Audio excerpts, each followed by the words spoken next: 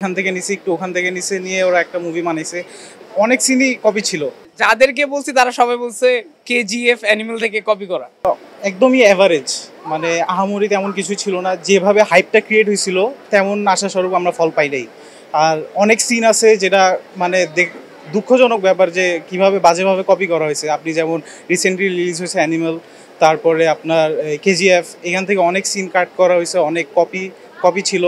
And অ্যাক্টিংও average, এই আর কি।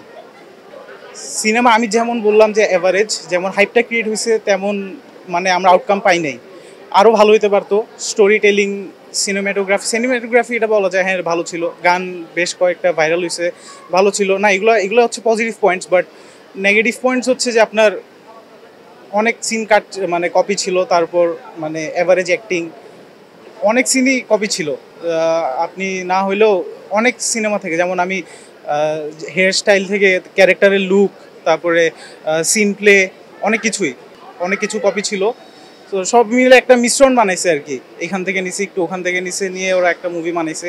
মানে রাইটারের কি মানে নিজস্ব কোনো স্টোরি টেলিং এক্সপিরিয়েন্স বা এমন কিছু আমরা ইউনিক কিছু দেখি নাই, দেখার ইচ্ছা আছে, টাইম পেলে অবশ্যই দেখবো।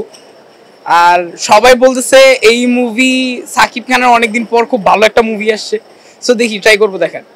এই যে কপি নিয়ে একটা সমাধান চলতেছে, আসলে কপি কি মনে হচ্ছে তোমার কাছে? কারোর কাছে রিভিউ এরকম শুনছো কেন? যাদেরকে বলছি তারা সবাই বলছে কেজিএফ অ্যানিমেল থেকে কপি করা।